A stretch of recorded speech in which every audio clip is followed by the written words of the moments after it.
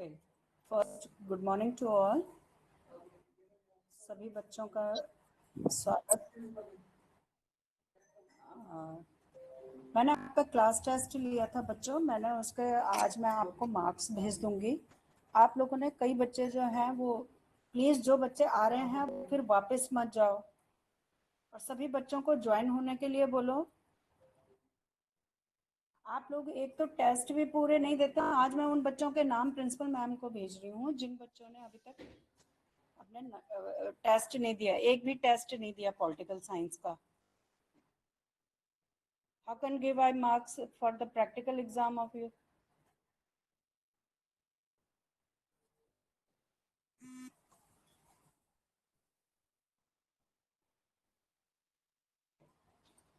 कल मैंने थोड़ा बहुत आपको बताया भी था। आवाज आ रही है ना मेरी सभी को? Yes ma'am. Yes ma'am. अब मुझे आप लोग ये बताओ कि which article in our constitution who said about the foreign relation of India other country? Ma'am article 51। Article 51, very good. And it is included in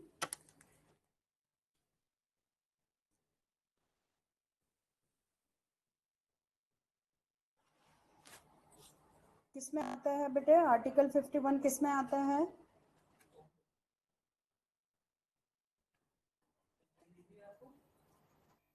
article 51 हमारे कॉन्स्टिट्यूशन में किस में आता है? हमारे फंडामेंटल राइट में आता है, डायरेक्टरी प्रिंसिपल्स में आता है, किसमें आता मैम है? नीति निर्देशक, मौलिक कर्तव्य। Yes yes, in article 51 that is the directory principles in our constitution.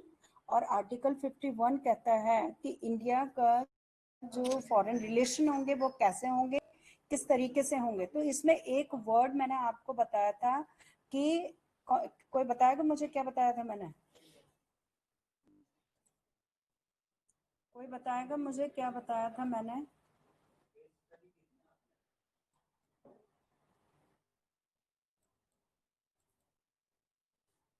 हाँ, यस मैम क्वेश्चन एक बार दोबारा कहना। मैंने जो आर्टिकल 51 है उसमें हमारे इंडियन फॉरेन पॉलिसी के लिए कौन से एक लाइन मैंने आपको बताई थी कि क्या लिखा हुआ है? How is the policy of foreign policy of India? Ma'am अंतर्राष्ट्रीय शांति और सुरक्षा को मैम बढ़ावा देना। Yes, very good. This is the one main line is promotion of international peace and security. Means विश्व में शांति व्यवस्था बनाने के लिए और सिक्योरिटी सुरक्षा प्रदान करने के लिए क्या करेगा? प्रोत्साहन करेगा। ये आपकी बुक में भी है, page number 66, article 51, directive principles. State policy is promotion of international peace and security. कल मैंने आपको बताया भी था बच्चों, आप लोग पढ़ते क्यों नहीं हो?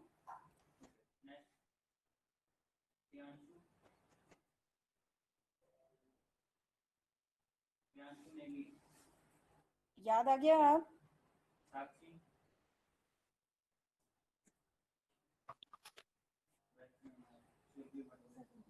अब याद आ गया?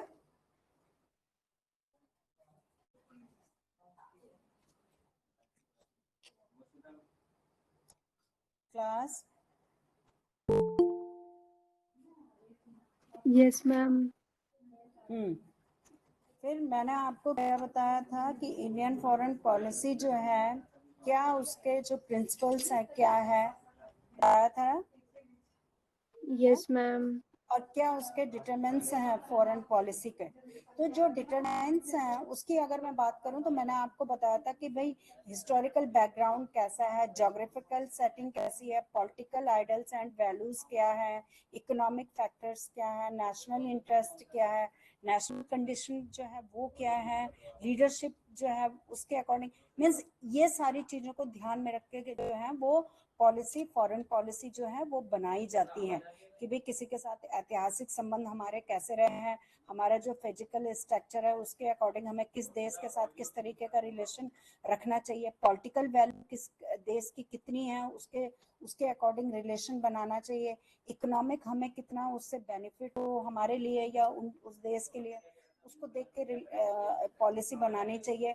फिर क्या हमारा राष्ट्रीय जो उद्देश्य है वो क्या होना चाहिए, इंटरनेशनल लेवल पर उसकी कंडीशन क्या है वो देखना चाहिए।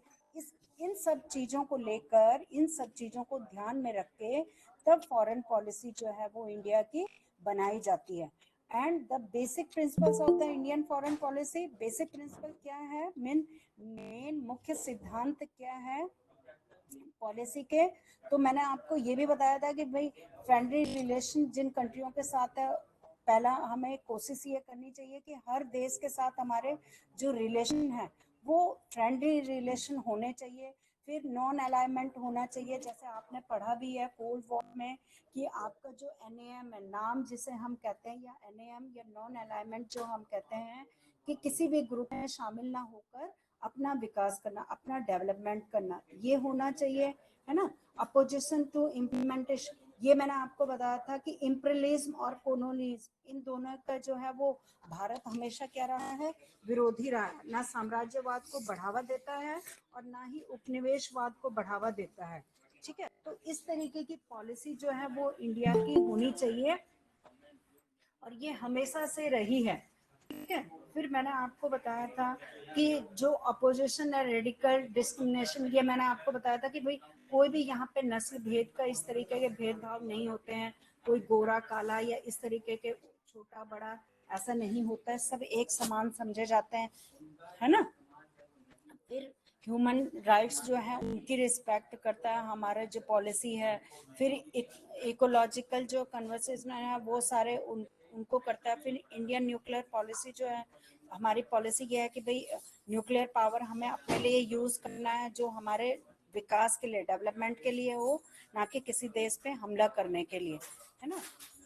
फिर पीसफुल को एक्सटेंशन होना चाहिए, हर एक देश के साथ जो है वो रिलेशन ऐसे होने चाहिए कि एक पीसफुल इन्वायरमेंट क्रिएट हो। और फिर foreign add with pre condition, जैसी हमारी जो है वो फॉरेन पॉलिसी के जो मेन सिद्धांत वो है कि किस देश के साथ हमारे संबंध कैसे रहे हैं, फिर उसी के अनुसार जो है इंडियन फॉरेन पॉलिसी है। और लास्ट में मैंने आपको बताया था कि रीजनल कोऑपरेशन मीन्स जो क्षेत्रीय आकांक्षाएं होती हैं, क्षेत्रों से क्या क्या हमें जो है वो सहयोग मिलता है, उसको देख के जो है वो हमारी पॉलिसी जो है वो बना सिद्धांत हैं ये हमारे। इतना समझ में आ गया बच्चों? इतना समझ Yes, में आ ma'am. गया? Okay. Yes, ma'am. Now Now, I will go through your lesson. That first topic is policy of non-alignment. Non-alignment, you know very well that Pandit Jawaharlal Nehru introduced this policy in Cold War era. Cold War era के time में आपने देखा था कि पंडित जवाहरलाल नेहरू के द्वारा इस policy को अपनाया गया। और नॉन अलाइनमेंट का अर्थ होता है किसी भी गुट में शामिल ना होना। ये इस पॉलिसी का फर्स्ट इम्पॉर्टेंट पॉइंट था। और सेकंड ये है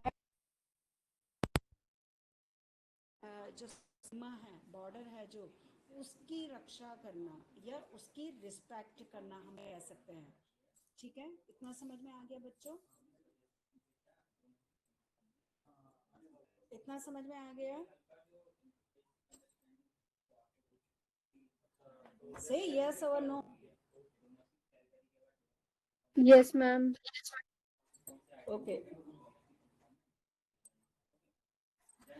फिर आगे इसका एनएएम का मैंने आपको बहुत सारी चीज़ें एनएएम की आपको मैंने बताई और मैंने आपको जो है वो इसके मेन पॉइंट्स भी भेजे थे कि एनएएम जो है वो किस तरीके से यूजफुल है हमारे देश के लिए और ये कितनी इम्पोर्टेंट रोल जो है वो प्ले करता है। तो मैंने आपको बताया था कि कई जो है वो क्रिटिसाइज करते हैं एनएएम के थ्रू जवाहरलाल नेहरू को या इंडियन फॉरेन पॉलिसी को, कि उनका ये कहना है कि एनएम के द्वारा जो है वो इंडिया अपने आप को सुपर पावर समझ रहा था या अपने आप को सुप्रीम बनाने की कोशिश कर रहा था।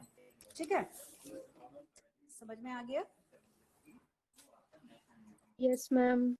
ओके, तो हम एक इसमें क्वेश्चन जो है वो सबसे बड़ा क्वेश्चन या सबसे इम्पोर्टेंट क्वेश्चन है कि what was the role of Jawaharlal Nehru in the formation of Indian foreign policy.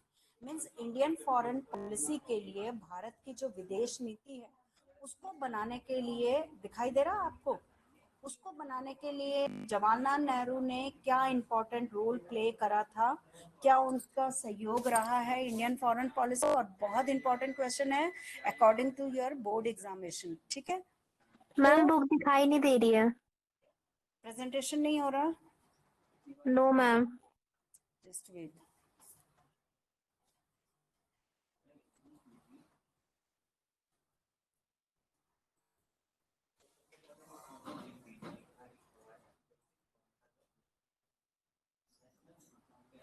अब दिख रहा है बच्चों? Yes ma'am. Yes, ma'am. Okay. Now the important question is, what was the role of Jawaharlal Nehru in the formation of Indian foreign policy?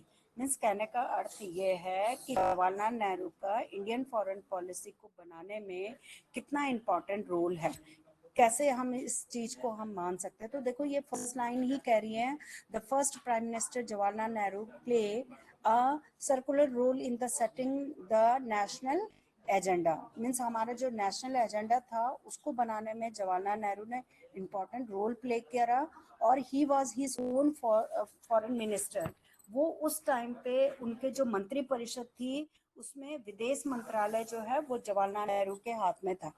तो ये भी important question है बच्चों, इसको भी आप लोग अंडरलाइन कर लो कि those both as the prime minister and the foreign minister as Jawaharlal Nehru. Jawaharlal Nehru जो है वो हमारे प्रधानमंत्री भी थे और जो विदेश मंत्री हैं वो विभाग भी जवाहरलाल नेहरू के हाथ में ही था। समझ में आ गया? Yes ma'am. हाँ, now in ministry from 1947 to 1964 तक वो रहे थे। कब तक रहे थे? 1946। 46 में जब कॉन्स्टिट्यूशन बन रहा था उस टाइम पे भी एक मंत्री परिषद थी ना, उस मंत्री परिषद का जो विदेश मंत्रालय है वो जवाहरलाल नेहरू के हाथ में था। और ये कब तक रहे? 64 तक इनके हाथ में रहा। तो 64 का अर्थ ये है कि आपको पता है कि 64 में जवाहरलाल नेहरू की मृत्यु हो गई थी। Then the three major objectives of Nehru policy were in to propose the sovereignty of India।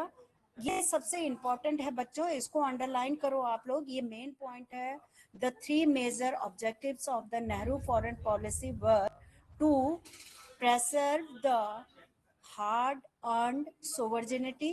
ये दिखाई दे रहा है, इसको अंडरलाइन करो सारे बच्चे, बच्चों इसको अंडरलाइन करो। Yes ma'am.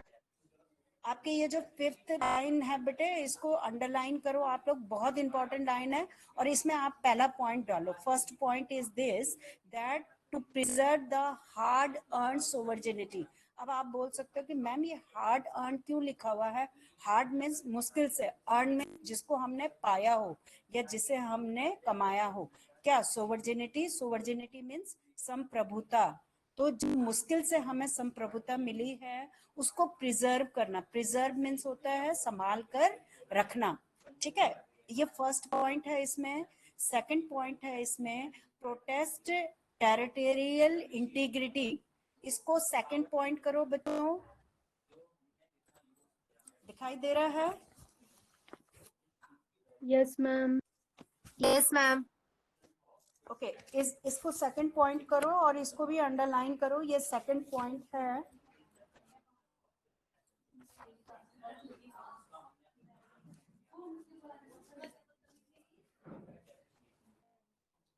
दिख रहा है? Yes ma'am. हाँ, इसे अंडरलाइन करो बच्चों। मीन्स कहने का अर्थ ये है कि ये कह रहा है, just second point is to protect territorial integrity. Territorial means जो यहाँ पे भी जितने भी अखंडता है, अखंडता का अर्थ ये है कि अलग अलग क्षेत्र है ना यहाँ पे, इन सबको संभालना, एक बनाकर रखना। तो मीन्स हम कह सकते हैं कि क्षेत्रीय अखंडता जो है, इसको रिजर्व करके, इसको संरक्षण करके, इसको संभाल कर रखना। जो भारत में अलग अलग राज्य हैं, अलग अलग कल्चर हैं, अलग अलग भाषाएं हैं, उन सबको एकजुट बनाकर रखना। समझ में आ गया इतना? ये सेकंड पॉइंट है आपका, बहुत इंपॉर्टेंट है बच्चों, इसको अंडरलाइन करो आप लोग। ये सेकंड पॉइंट है, समझ में आ गया? Yes, ma'am. Okay. Now the third point is to promote rapid economic development. देखो, to promote rapid economic development कहने का अर्थ ये है, जो तीव्र गति से जो आर्थिक विकास हो रहा है उसको प्रोत्साहित करना, उसको बढ़ावा देना, उसको प्रमोट करना, ठीक है, उसको उसको आगे बढ़ाना। ऐसे ना हो कि जो प्रोग्रेस चल रही है, जो इकोनॉमिक डेवलपमेंट हो रहा है, वो वैसी का वैसी रहे, या उसमें जो कंडीशन है उसकी वो स्लो हो जाए। ठीक है, तो ये मेन पॉइंट है बच्चों। ये क्वेश्चन बहुत इंपॉर्टेंट है, कई बार आपके बोर्ड एग्जाम में आ रखा है।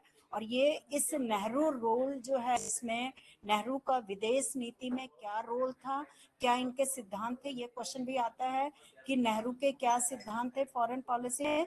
तो मेन 3 पॉइंट्स हैं इनके, जो 3 पॉइंट्स है मैंने आपको बोल दिया, इसे आप अंडरलाइन करो। First point is to preserve the hard earn sovereignty, and the second is to protect territorial integrity, and the third is to promote rapid economic development। जो तीव्र गति से आर्थिक विकास हो रहा है उसको प्रोत्साहित करना। जो मुश्किल से हमें जो संप्रभुता मिली है, संप्रभुता सोवर्जिनिटी का पता है आपको अर्थ, कि सारी प्रभुत्व शक्ति, डिसीजन लेने की पावर, वो आपके हाथ में है। ठीक है, वो पावर जो हमने इतने मुश्किल से पाई है उसको बनाकर रखना। और थर्ड चीज जो है वो प्रोटेक्ट करना। यहाँ पे जितने भी जो अलग अलग क्षेत्र हैं, अलग अलग कल्चर हैं, उन सबको एक बनाकर रखना, एक यूनिटी की हम जो बात कह सकते हैं कि एक यूनिटी में होना। तो ये 3 पॉइंट जो हैं ये जवाहरलाल नेहरू के बहुत इंपॉर्टेंट थे, और इनको पाने के लिए उन्होंने जो है वो एनएम का सहारा लिया था। ठीक है, समझ में आ गया? तो देखो ये कह रहा है आगे कि Nehru wish to achieve these objective through the strategy of non alignment. Means non alignment के थ्रू उन्होंने अपने ये जो सिद्धांत है इसको फॉलो करवाया, और इसको पाया भी उन्होंने। There were of course parties and groups in the country that believed that India should be more friendly with the bloc led by US because that bloc claimed to be pro democracy. देखो यहाँ पे ये कह रहा है कि कई ऐसी पार्टियां, कई ऐसे लोग देश में थे, और कई ऐसे देश भी हैं जिन्होंने जवाहरलाल नेहरू को क्रिटिसाइज करा, उनका विरोध करा। क्यों? उन्होंने कहा कि भारत जो है वो उन दोनों ब्लॉक्स में से जो यूएस का ब्लॉक है उसको उसने क्या करना चाहिए, उस ब्लॉक को उसने अपनाना चाहिए। ठीक है, मीन्स क्यों अपनाना चाहिए? क्योंकि वहां पे प्रो डेमोक्रेसी है, मीन्स वहां पे लोकतंत्र व्यवस्था है उस वहां पे, जैसे भारत में है। तो उसको यूएस का साथ देना चाहिए, यूएस अमेरिका को सपोर्ट करना चाहिए उसे। ये मैं उस टाइम की बात कर रही हूँ जब जवाहरलाल नेहरू थे। ठीक है बच्चों, समझ में आ रहा है मैं क्या कह रही हूँ? Yes, ma'am.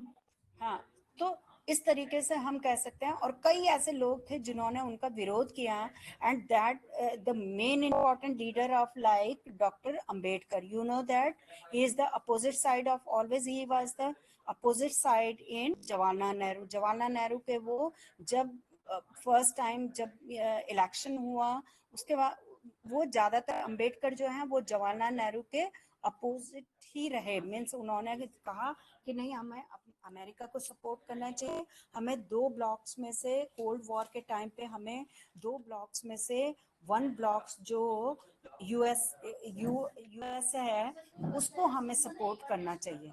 ठीक है, तो some political party which were oppose to communism. देखो कुछ पार्टियां ऐसी थी जो अपोजिट थी कम्युनिस्ट की, और वो चाहती थी कि इंडिया जो है इंडिया की जो फॉरेन पॉलिसी है वो ज्यादातर जो है वो यूएस के तरह है।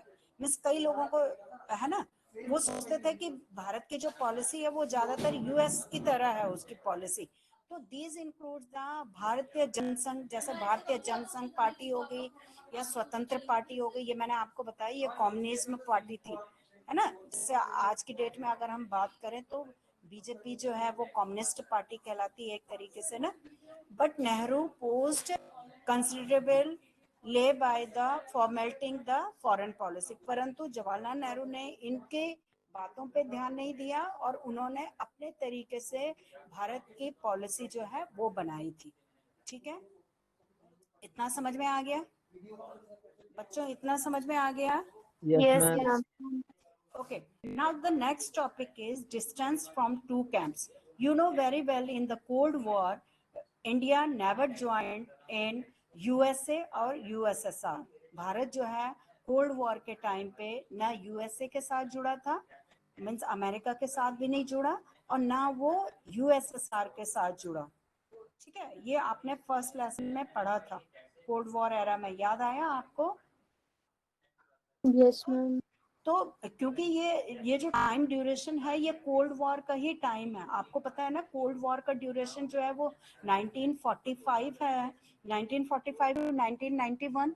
तो 1946 की हम बात कर रहे हैं, 1951 की हम बात कर रहे हैं, 1956 की हम बात कर रहे हैं, 1961 की हम बात कर रहे हैं, जब इलेक्शन हुए थे और जब जवाहरलाल नेहरू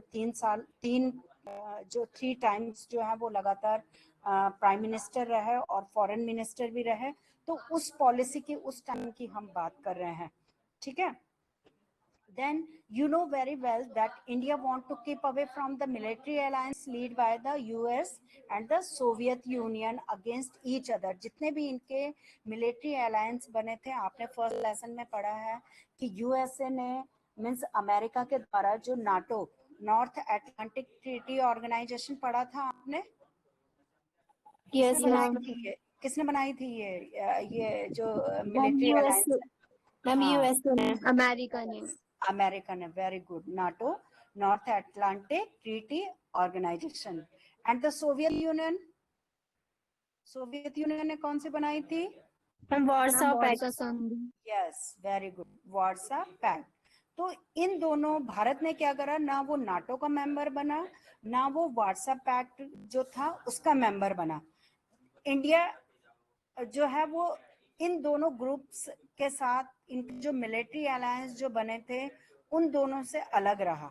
ठीक है, क्यों अलग रहा? क्योंकि वो नहीं चाहता था कि वो किसी भी ऐसे युद्ध के किसी भी ग्रुप के साथ जुड़े, किसी भी मिलिट्री ग्रुप के साथ जुड़े, ताकि वो अपनी पूरी जो एनर्जी है वो केवल मिलिट्री को बढ़ाने में लगाए, है ना, वो अपना विकास ना कर सके और उसको कंट्रोल करने का काम जो है वो कोई और कंट्री करे। तो वो नहीं चाहता था, इंडिया नहीं चाहता था ऐसा। इस वजह से इंडिया की जो फॉरेन पॉलिसी है, ठीक है, वो इफेक्ट नहीं होनी चाहिए। ठीक है, तो India advocated non aligned as the ideal foreign policy approach. इस वजह से इंडिया की जो फॉरेन पॉलिसी है वो एनएएम थी, नाम थी। ठीक है, ठीक है बच्चों। Yes, ma'am. Yes, हम्म ma'am. और देखो आपकी ये बुक में एग्जाम्पल भी दे रखा है कि 1956 में when Britain attacked Egypt over the Suez canal issue.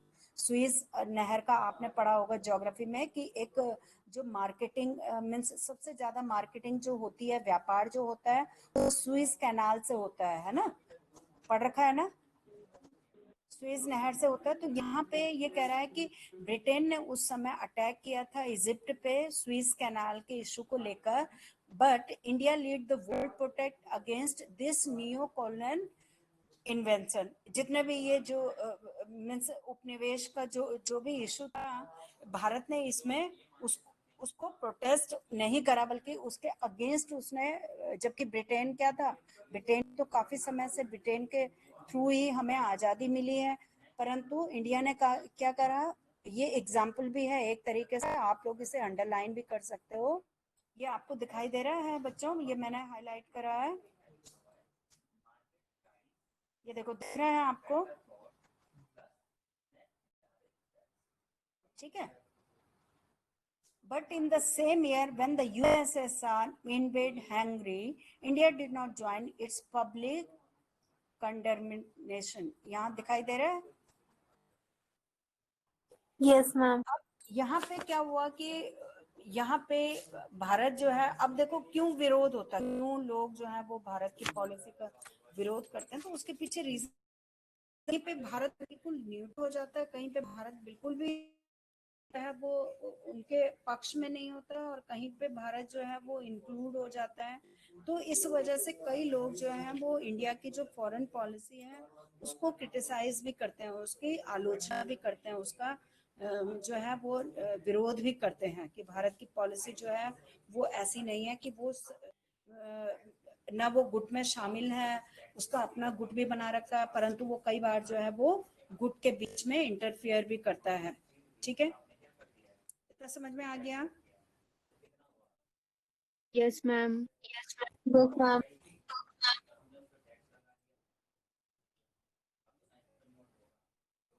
Okay, आवाज आ रही है ना बच्चों मेरी? Yes ma'am. Yes, ma'am. Now the next topic is Afro Asian unity. कोई बताएगा मुझे इसके बारे में?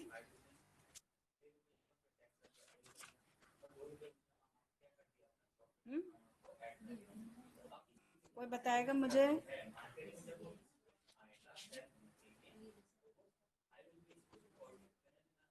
है भाई? Afro means?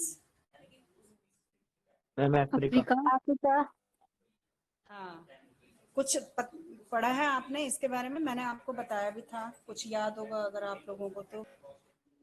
मैम इसने भी नाम को ज्वाइन किया था।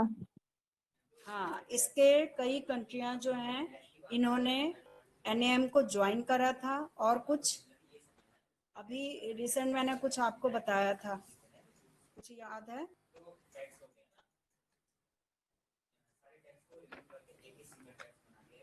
जैस्मिन रेवोल्यूशन कराया था कुछ? Jasmine revolution?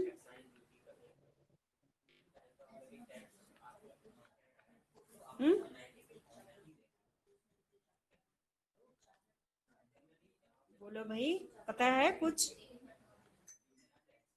ओके, नहीं पता है ना? No ma'am. ओके, तो आपका फिर कल टेस्ट है, फिर आपका पॉलिटिकल साइंस का। अगर आपको नहीं पता है तो आपका कल पॉलिटिकल साइंस का टेस्ट है, और लेसन भी बता दूं मैं आपको, मैं बल्कि ग्रुप में भी डाल दूंगी, क्योंकि मुझे लग नहीं रहा कि आप लोग पढ़ रहे हो। मैं आपको, इतना कोर्स कंप्लीट हो चुका है, आपने अभी तक कुछ पढ़ा ही नहीं। न्यू सेंटर ऑफ पावर है ना? Yes ma'am. आपके इस लेसन का मैं टेस्ट लूंगी। Okay ma'am. वर्ल्ड पॉलिटिक्स की आपकी जो बुक है उसमें जो न्यू सेंटर ऑफ पावर है, यूरोपीय union, ASEAN, SAARC, BRICS, Russia, China, Israel, है ना? उसका टेस्ट लूंगी यस कल मैं मैम। आप लोगों का, क्योंकि आप लोग यहाँ जो मैं पढ़ा रही हूँ वहीं चल रहे हो, और बाकी पीछे का सारा भूलते जा रहे हो। ठीक है, ओके। अब मैं आपको एफ्रो आशियन यूनिटी का आपको बता रही थी कि ये जो है एक एनएम की स्थापना हम कह सकते हैं कि जवाहरलाल नेहरू के द्वारा इसकी पैरवी की गई, मीन्स इसको बनाने की बात कही गई।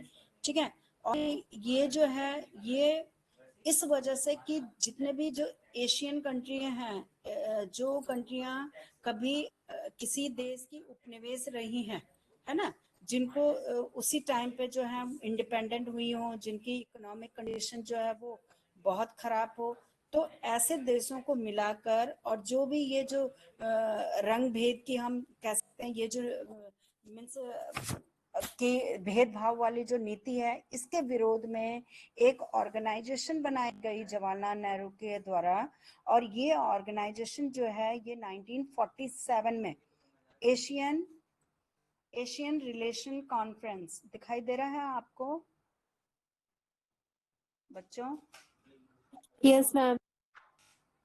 Yes okay, ma'am. Under his leadership, India convened the Asian Relation Conference in March 1947. अब दिख रहा है, देखो यहाँ, अब दिख रहा है बच्चों? Yes ma'am.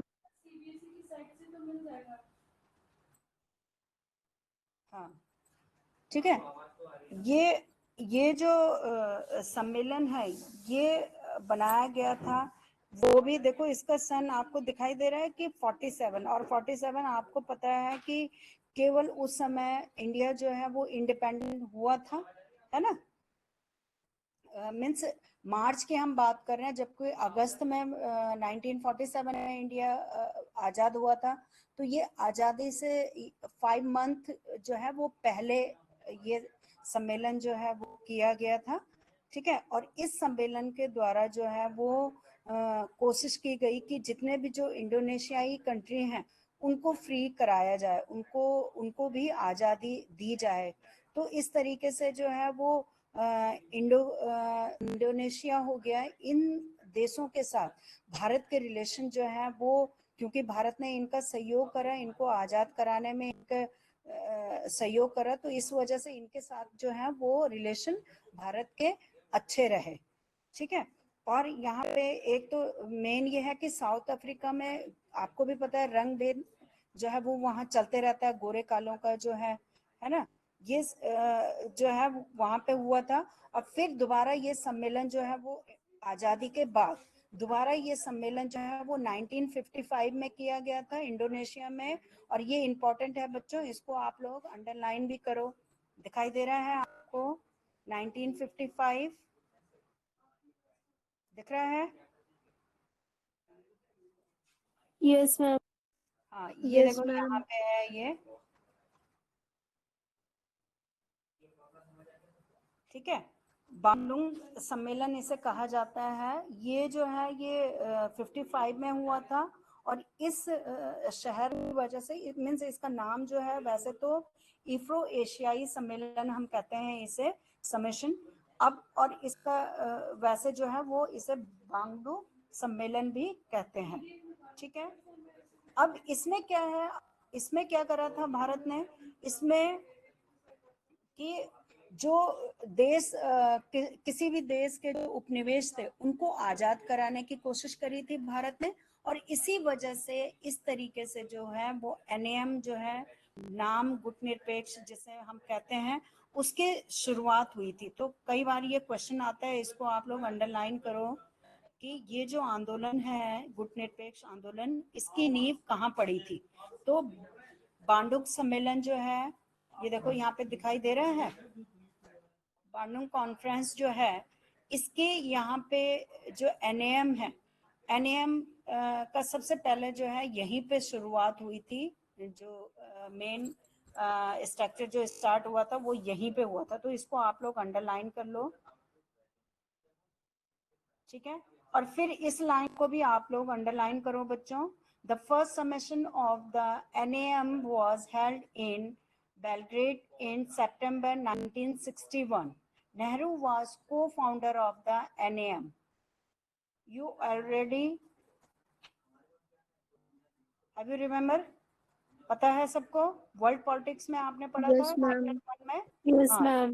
Yes ma'am. ये इम्पोर्टेंट क्वेश्चन है 1 मार्क्स का बच्चों, इसको भी आप लोग अंडरलाइन कर लो। तो इस तरीके से भारत ने क्या करा, उन देशों को आजाद कराने में, जबकि अपनी आजादी नहीं हुई थी भारत की, फिर भी भारत ने उन देशों को आजाद कराने में इम्पोर्टेंट रोल प्ले करा था, जिसके वजह से फिर उन्होंने आजाद हुए वो देश। और उन्हें ऐसा लगा कि क्यों ना हम एक अपना संगठन बनाएं, जो देश हम आजाद हो रहे हैं। और इस संगठन का नाम एनएएम रखा गया। और एनएएम की जो फर्स्ट मीटिंग है वो बेलग्रेड में हुई थी और 1961 में। तो जो फाउंडर थे, इनके 5 फाउंडर्स में से एक जो है नेहरू जी भी थे, ठीक है। तो इस तरीके से एनएएम की शुरुआत हुई। उसके बाद आपका है ये peace and conflict with China. ये चीन के साथ किस तरीके से इंडिया के रिलेशन, ये मैंने कई बार आपको मैं भेज चुकी हूँ आपको, मैंने आपको समझाया भी है कि किस तरीके से इंडिया के और चाइना के रिलेशन रहे हैं। तो ये मैंने आपको बताया था कि चाइनीज रेवोल्यूशन जो है वो 1949 में इसकी शुरुआत हुई थी, और इंडिया ने जो वहाँ पे कम्युनिस्ट गवर्नमेंट थी उसको सपोर्ट करने का काम किया था इंडिया ने। तो 1947 में चाइना जो आज़ाद हुआ था उसमें इंडिया ने इम्पोर्टेंट रोल प्ले करा। तो इसके वजह से ये देखो अभय अब जुड़ रहा है जब टाइम ओवर होने वाला है। क्या बोले, ऐसे बच्चों के लिए मेरे पास शब्द नहीं है, आई हैव नो वर्ड्स। ठीक है, तो इस तरीके से हम देखते हैं कि जब इंडिया ने सपोर्ट करा चाइना को फ्री होने के लिए, और यहाँ पे जो कम्युनिस्ट गवर्नमेंट जो बनी थी इसको सपोर्ट करा था, तो इस वजह से इंडिया और चाइना के रिलेशन बहुत अच्छे थे। ठीक है, परंतु आपने जैसे देख रखा है कि वैसे भी जो है वो चाइना और इंडिया के रिलेशन जो है वो पहले से हिंदू चाइनी भाई भाई ये वाला नारा जो है आपने सुना होगा, कई बार आप लोग सुनते भी होंगे कि चाइना के साथ इंडिया के रिलेशन जो है वो पहले से ही बहुत अच्छे रहे हैं। पहले से ही यहाँ से जो मीन्स नालंदा और तक्षशिला में एजुकेशन लेने के लिए आते थे, क्योंकि यहाँ पे एजुकेशन का अच्छा वो था, है ना। और यहाँ से सिल्क रूट का भी आपने पढ़ रखा है 7th 8th में, जो है वो किस तरीके से यहाँ पे व्यापार वगैरह होता था, है ना। तो ये सारी चीजों के बावजूद भी ऐसी क्या चीजें थी जिसके वजह से चाइना के साथ इंडिया के जो रिलेशन है वो खराब होने लगे। मीन्स क्या ऐसे रीजन थे जिसके वजह से चाइना और इंडिया के रिलेशन खराब होने लगे। तो ये मैंने आपको आपके व्हाट्सएप ग्रुप में और आपके गूगल क्लासरूम में भी भेज रखा है। पहले मैंने भेज रखा है आपको, वर्ल्ड पॉलिटिक्स वाली बुक में हमने पढ़ा था कि किस तरीके से जो है वो इंडिया और चाइना के रिलेशन खराब हुए। तो सबसे पहले अगर मैं खराब की बात करूं, क्योंकि जब पंचशील एग्रीमेंट, पंचशील का आपने सुना होगा, पंचशील एग्रीमेंट जो है उस पे जो चाइना के फर्स्ट प्राइम मिनिस्टर थे कौन थे, पंडित जवाहरलाल नेहरू। और चाइना के जो वहाँ चाइना के जो उस समय प्राइम थे, क्या नाम था उनका, कोई बताएगा बच्चा मुझे?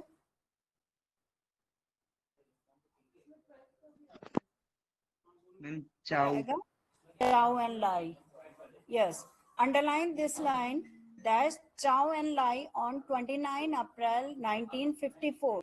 This is the important question for the 1 marks, that first Prime Minister of India, Mr. Nehru, and the Chinese Premier Chow and Lai on 29 September 1954 was the direction of the stronger relationship between the two countries, and that is the joint of Panchsheel. Panchsheel जो सिद्धांत है उस पर join किया गया था। ठीक है, और इस एग्रीमेंट पे साइन किया गया इनके द्वारा। तो ये अंडरलाइन कर लो आप लोग। ठीक है, अब किस तरीके से रिलेशन जो है वो खराब हुए, तो सबसे पहले यहाँ देखो तिब्बत का इशू है, इसको आप लोग अच्छे से पढ़ लेना बच्चों। ये तिब्बत वाले का पहले 1950 के टाइम पे चाइना का जो है वो कंट्रोल था तिब्बत में, बट यहाँ के जो ज्यादातर जो लोग थे वो चाइना का विरोध करते थे, है ना। और 54 में भारत और चाइना के बीच जो पंचशील एग्रीमेंट पे जो साइन किए गए थे उनमें एक चीज थी कि दोनों देश एक दूसरे की क्षेत्रीय जो सोवर्जिनिटी है उसकी रिस्पेक्ट करेंगे, है ना, दूसरे के मामले में इंटरफियर नहीं करेंगे। परंतु ये जो एग्रीमेंट है इस पे भारत नहीं रह पाया, क्योंकि भारत ने क्या करा, भारत की शुरू से पॉलिसी रही है कि अगर कोई देश किसी दूसरे देश को हथियाने की या शोषण या वहां पे इस तरीके के अगर कुछ क्योंकि ह्यूमन राइट्स का भी आपने पढ़ा है, ह्यूमन राइट्स में भी इंडिया जो है इम्पोर्टेंट रोल प्ले करता है। तो इस वजह से इंडिया ने क्या करा कि जो भी ये देश थे इनको आजाद कराने में, जैसे चाइना की मैं बात करूं तो चाइना को भी आजाद कराने में इंडिया ने बहुत इंपॉर्टेंट रोल प्ले करा। तो सेम यही कंडीशन जो थी यहाँ पे थी, परंतु जो पंचशील एग्रीमेंट है उसमें एक पॉइंट था कि भाई किसी के भी उसमें हस्तक्षेप इंटरफेयर नहीं करेंगे। परंतु भारत जो है इस उस पे नहीं रहा क्योंकि उसने तिब्बत का साथ दिया, जिसके वजह से जो चाउ एन लाई थे, चाइना के जो अधिकारी थे या सेना अध्यक्ष या वहाँ के जो राष्ट्रपति हम कह सकते हैं, प्रमुख चाउ एन लाई, इनके द्वारा जो है वो भारत का विरोध किया गया, क्योंकि यहाँ पे इनके तिब्बत के जो धार्मिक गुरु हैं दलाई लामा, आवाज आ रही है बच्चों मेरी? Yes ma'am. हाँ, ये बहुत इंपॉर्टेंट लाइन है बेटे, इसको आप लोग अंडरलाइन करो कि क्यों जो है वो इंडिया और चाइना के रिलेशन जो खराब हुए उसके पीछे क्या रीजन था। तो मेन पॉइंट यही है कि यहाँ तिब्बत के, क्योंकि तिब्बत में जैसे मैंने अभी बताया कि चाइना का वहाँ पे अधिकार था और वहाँ के लोग जो है वो आजादी चाहते थे, तो वहाँ के जो धार्मिक गुरु हैं दलाई लामा, जिसको सभी लोग फॉलो करते थे, उनके विचारों को, उनको सपोर्ट करते थे, वो वहाँ तिब्बत से जब चाइना जो है वहाँ पे हमला करा, तो वो वहाँ से भागकर उन्होंने भारत में शरण ली, है ना, वो भारत में आ गए और भारत में उन्होंने नेहरू, जवाहरलाल नेहरू जो है उनसे परमिशन ली कि क्या वो उनके देश में रह सकते हैं। तो जवाहरलाल नेहरू ने यहाँ पे क्या करा कि दलाई लामा जी को परमिशन दे दी कि वो भारत में रह सकते हैं, शरण ले सकते हैं, जिसका विरोध जो है वो चाइना ने करा, ठीक है। और इस वजह से चाइना जो है वो मीन्स 1955 49 चाइना आजाद हुआ और 59 में देखो दलाई लामा जो है वो भारत में आए, और जिस वजह से चाइना क्या हो गया, भारत से नाराज हो गया कि उन्होंने हमारे उनके शत्रु को जो है वो वहां पे शरण दी है। इसके वजह से 1962 में चाइना ने क्या करा, भारत पे हमला कर दिया, ठीक है, इतना समझ में आ गया? Yes ma'am. हाँ, और जो रिलेशन खराब हुआ है उसके पीछे भी रीजन यही था कि दलाई लामा को शरण दी गई, ठीक है। और दूसरी चीज कि जो और शरण उन्होंने मीन्स जैसे वो यहाँ पे रहे और उन्होंने हिमाचल प्रदेश के धर्मशिला में जो है वहाँ पे उन्होंने अपना एक कैंप बनाया, वहाँ पे उन्होंने अपने लिए घर बनाया, वहाँ पे वो रहे दलाई लामा। तो इसका चाइना ने और सारी जगह विश्व में जो है वो इंडिया का विरोध करा कि भारत जो है वो अपनी बातों पे नहीं रहता है, उसकी जो पॉलिसी है वो चेंज होती रहती है।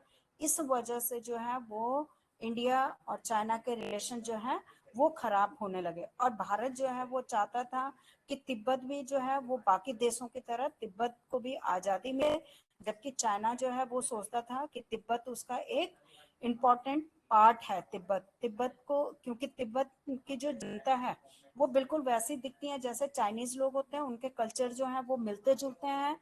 तो चाइना का ये कहना था कि तिब्बत भी उन्हीं का क्षेत्र है, चाइना का ही क्षेत्र है, इस वजह से तिब्बत को जो है वो चाइना में मिलना चाहिए। परंतु भारत ने, क्योंकि भारत का आपको भी पता है कि भारत की जो पॉलिसी है वो ये है कि हर एक उसको शरण देना या हेल्प करना, तो भारत ने केवल उनकी हेल्प करी थी दलाई लामा की।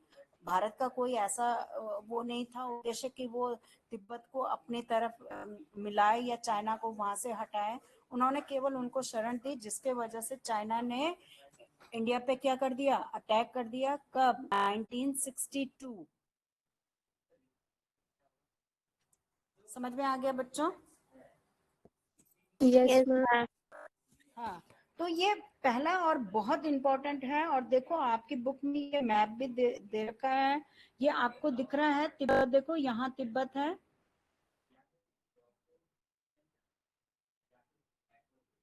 ना। तो चाइना का कहना है कि ये जो क्षेत्र है ये चाइना का है, ये जो तिब्बत है ये चाइना का है। और भारत ने केवल दलाई लामा को अपने यहाँ शरण दी, जिसके वजह से चाइना जो है वो इंडिया से नाराज हो गया और दोनों के रिलेशन जो है वो खराब हो गए, ठीक है। इतना समझ में आ गया? Yes yes ma'am. मैम। हाँ, फिर देखो आगे है कि अब ये जो वॉर है जो 1962, कई बार आप सुनते होंगे, आजकल तो न्यूज में ज्यादा हाईलाइट है ये न्यूज की चाइना जो है भारत को 1962 का ना समझे।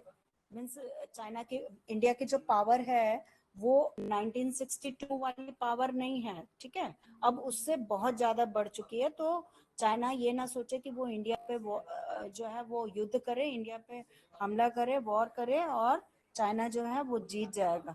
तो ये वॉर जो है सबसे इम्पोर्टेंट है, क्योंकि ये फर्स्ट वॉर है इंडिया और चाइना के रिलेशन खराब करने के लिए। ठीक है, इतना समझ में आ गया बच्चों? इसको आप ये जो यस इसमें मैम। ये है 1959 में, ये 1 मार्क्स का क्वेश्चन हो सकता है। फर्स्ट टाइम चाइना के साथ वॉर 1962। दलाई लामा को भारत में शरण कब दी? 1959। ठीक है, आवाज आ रही है ना मेरी?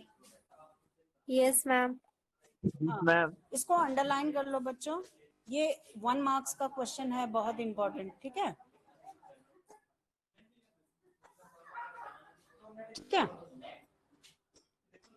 आगे बढ़ो। Yes ma'am. Yes ma'am. हाँ, इस तरीके से जो है वो, अब चाइना जो है वो, चाइना ने भारतीय भू क्षेत्र में पड़ने वाले जो 2 इलाके हैं, कौन कौन से हैं 2 इलाके? मैप में देखा था अभी आपने, जम्मू कश्मीर और लद्दाख, जिसे अक्साई चीन भी कहते हैं, और अरुणाचल प्रदेश के अधिकांश जो हिस्से थे वो अपने अधिकार में ले लिए थे। कब? 1962 में जो वॉर हुआ था उसमें। ठीक है, यस नो बोलो भाई बच्चों, यस आवाज आ रही मैम। है ना मेरी? हाँ, यस मैम। मैम। तो इस यस क्षेत्र को मैम। जो है, हाँ, इस क्षेत्र को जो है वो नेफा भी कहते हैं, या उत्तर पूर्वी सीमांत भी कहा जाता है। ये देखो यहाँ मैप दिख रहा है,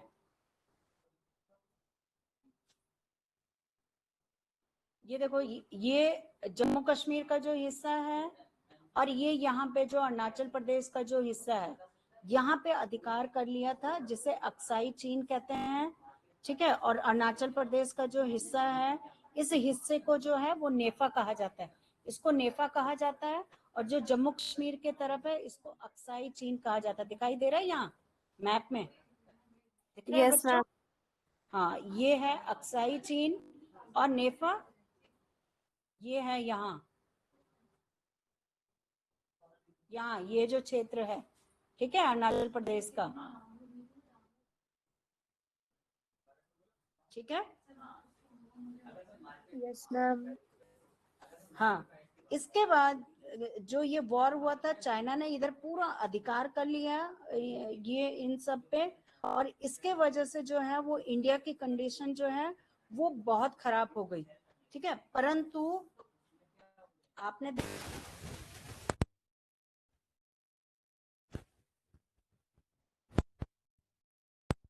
मैं इंडिया के रूस के साथ रिलेशन अच्छे थे, तो इस वजह से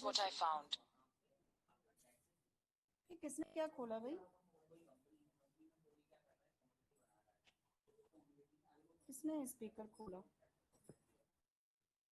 आवाज आ रही है बच्चों? Yes ma'am. हैं? Yes ma'am. एक मिनट, हाँ, अब आ रही है? Yes ma'am. हाँ, तो इस तरीके से जो है वो अरुणाचल प्रदेश का काफी क्षेत्र पे जो है वो चाइना ने हमला कर दिया, और इसके वजह से जो है वो लद्दाख का जो क्षेत्र है, पश्चिमी छोर जो है, वहां पे भी जो है वो अपना अधिकार कर लिया। फिर आसाम वगैरह इस तरफ जो है, और मेन प्रॉब्लम क्या है भारत को, ये जो दिख रहा है आपको, दार्जिलिंग दिख रहा है यहाँ पे बच्चों, ये दार्जिलिंग दिख रहा है। Yes ma'am. हाँ, भूटान के, यस मैम। हम नेपाल के बगल में यहाँ पे गंगटोक जहाँ लिखा है, ये देखो यहाँ पे एक्चुअली क्या है कि इंडिया को हमेशा डर रहता है कि अगर यहाँ से नेपाल, ये बांग्लादेश है, और बांग्लादेश के यहाँ से नेपाल, ये जो क्षेत्र है, अगर यहाँ पे चाइना आ गया तो ये पूरा रूट बंद हो जाएगा और ये जो ईस्टर्न नॉर्थ ईस्ट स्टेट हैं ये सारे के सारे किसके हिस्से चले जाएंगे, ये चाइना के तरफ चले जाएंगे। ठीक है, समझ में आया? Yes ma'am.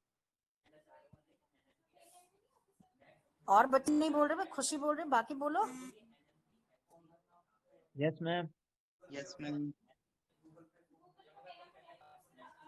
ठीक है, और इस तरीके से मीन्स चाइना जो है यहाँ से जो है पूरा आसाम के यहाँ तक आ गया था। ये अंदर दिखा है, शिलोंग दिख रहा है यहाँ, यस मैम। वहां तक आ गया था चाइना। अब आप खुद सोचो कि क्या कंडीशन हो गई थी उस समय भारत की। ठीक है, तो इस वजह से जो है उसके बाद जब चाइना को लगा कि भाई वो तो इंडिया की कंडीशन बहुत खराब हो गई है और इंटरनेशनल प्रेशर की वजह से चाइना को फिर दोबारा अपनी सेनाएं क्या करनी पड़ी, पीछे ले जानी पड़ी। ठीक है, समझ में आया? और इसमें इंपॉर्टेंट रोल किसने प्ले करा? अमेरिका और ब्रिटेन, सोवियत संघ। यस, पर मेन जो कहा जाता है इस टाइम पे कि सोवियत संघ मीन्स यूएसएसआर जो है वो इस समय न चाइना की तरफ रहा न इंडिया की तरफ रहा। ठीक है, यस मैम। बाकी आवाज आ रही है? Yes ma'am. Yes ma'am. हाँ, अब देखो इस वजह से, अब देखो बच्चों ध्यान से सुनो मेरी बात जो मैं समझा रही हूँ, कि इस वजह से क्योंकि अमेरिका और ब्रिटेन ने चाइना पे प्रेशर करा तो चाइना को अपनी सेना वापस बुलानी पड़ी, अदरवाइज पूरे यहाँ तक चाइना का अधिकार हो गया था, शिलोंग तक। तो कहने का अर्थ ये है कि जो यूएसएसआर के साथ, जो यूएसएसआर की आइडियोलॉजी हमने जो अपनाई, और यूएसएसआर क्योंकि यहाँ पे ना चाइना का उसने साथ दिया ना हमारा साथ दिया, एकदम न्यूट्रल बना रहा, तो इस वजह से काफी जवाहरलाल नेहरू को क्रिटिसाइज जेल पड़ी। और उसके पीछे रीजन ये था कि कईयों का कहना था कि क्यों जो है वो जवाहरलाल नेहरू जो है वो यूएसएसआर की पॉलिसी को ज्यादा अडॉप्ट करते हैं या उनके फेवर में रहते हैं। तो इस वजह से मंत्री परिषद में काफी आलोचना हुई और जिसके वजह से उस समय जो रक्षा मंत्री थे वी के कृष्ण मेनन, इसको भी अंडरलाइन करो बेटे, आपकी बुक में होगा, देखो यहाँ पे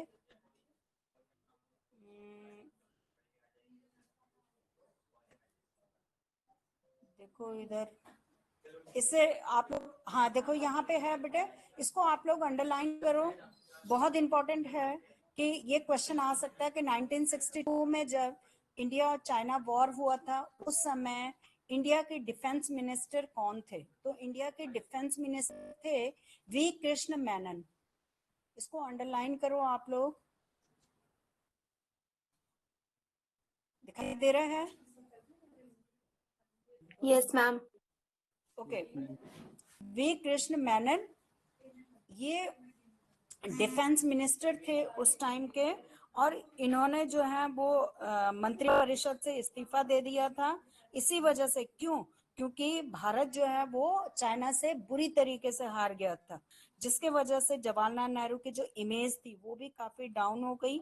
ठीक है, और इससे चाइना क्या चाहता है या चाइना की जो मिलिट्री पावर है वो कैसी है, कितनी ताकतवर है, तो और जबकि इंडिया ने क्या करा था, इंडिया ने चाइना को आजाद होने में उसकी हेल्प करी थी। इस वजह से ही कई लोग जो हैं वो पंडित जवाहरलाल नेहरू का क्रिटिसाइज करते हैं, उनकी आलोचना करते हैं। ठीक है, और ये इसको भी आप लोग अंडरलाइन करो बेटे। आपने नॉन कॉन्फिडेंस मोशन, मैंने आपको 11th में पढ़ाया था, नॉन कॉन्फिडेंस मोशन मीन्स होता है अविश्वास प्रस्ताव। जब लोकसभा में सरकार के खिलाफ ये विश्वास प्रस्ताव लाया जाता है कि भाई हमें सरकार पे विश्वास नहीं है क्योंकि सरकार अभी मेजोरिटी में नहीं है, क्योंकि सरकार के अंदर खुद क्या हो गई है, अलग अलग उनके विचार जो हैं वो बट चुके हैं, तो इसको नॉन कॉन्फिडेंस मोशन कहते हैं। ये गवर्नमेंट के अगेंस्ट आती है, ठीक है। और ये फर्स्ट टाइम, ये क्वेश्चन भी इंपॉर्टेंट है कि फर्स्ट टाइम में भारत में पंडित जवाहरलाल नेहरू के टाइम पे नॉन कॉन्फिडेंस मोशन जो है वो फर्स्ट टाइम पे लगा था, अविश्वास प्रस्ताव, ठीक है। समझ में आ गया मैम। यस इतना? मैम। हाँ, परंतु यहाँ पे सरकार नहीं गिरी थी, नॉन कॉन्फिडेंस मोशन लेकर आए थे, परंतु आप सोचो कि मैम क्या सरकार गिर गई थी? सरकार तो नहीं गिरी थी, परंतु कई ऐसे स्टेट थे जहां पे कांग्रेस जो है वो बुरी तरीके से हारने लगी, ठीक है। Yes ma'am. हाँ, यस मैम। फिर इस ये जो वॉर हुआ था बच्चों, इसका असर जो है वो हमारी पॉलिटिकल पार्टी पे भी पड़ा था। तो यहाँ पे जो कम्युनिस्ट पार्टी थी, जो भारतीय कम्युनिस्ट पार्टी जिसे हम कहते हैं, ये भी दो खेमों में बट गया था, ये भी दो भागों में ये पार्टी का, ये मैंने आपको बताया भी था कि ये पार्टी दो भागों में बट गई थी। एक भारतीय कम्युनिस्ट पार्टी जो है वो एक कम्युनिस्ट पार्टी और एक भारतीय कम्युनिस्ट पार्टी, दो भागों में। और इसमें चीन का जो फेवर करती थी, चीन के फेवर में जो पार्टी थी वो थी मार्क्सवादी कम्युनिस्ट पार्टी। कौन सी पार्टी थी? मार्क्सवादी कम्युनिस्ट पार्टी, ठीक है। देखो आपकी बुक में भी होगा। हाँ, ये देखो बच्चों, ये बहुत इंपॉर्टेंट है, इसको भी अंडरलाइन करो आप लोग। Class, underline these lines.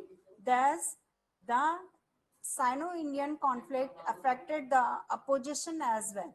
This and the growing rift between China and the Soviet Union created irreconcilable differences within the Communist Party of India (CPI).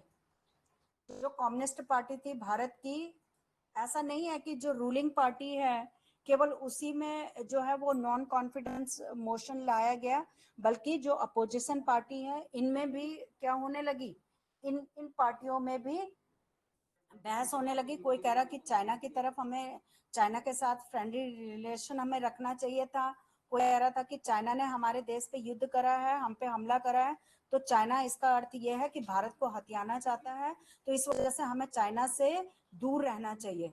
तो यही रीजन था जिसके वजह से जो इंडियन कम्युनिस्ट पार्टी है, ये सीपीआई, ये दो भागों में बट गई थी। एक है सीपीआई एम मीन्स मार्क्सिस्ट, जो फेवर करती है चाइना को, और दूसरी पार्टी है सीपीआई, ठीक है।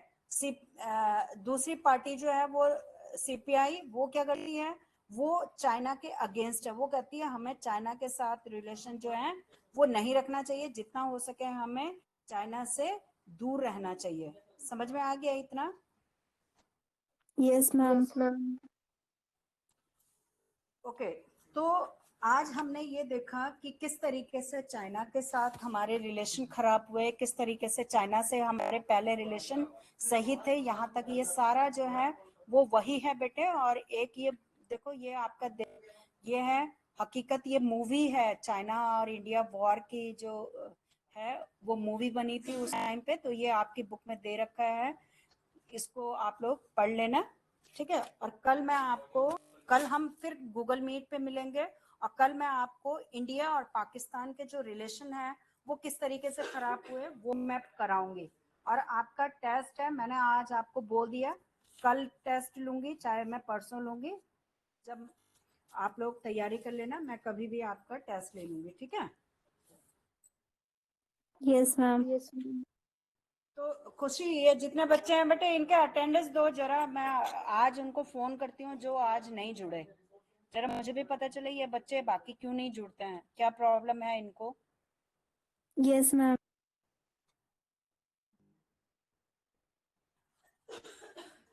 इनके नाम लिखो, जितने बच्चे हैं अटेंडेंस दे दो भाई अपनी।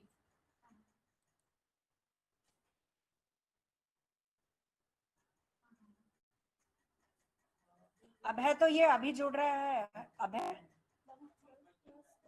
हाँ 12th हो गई मैम।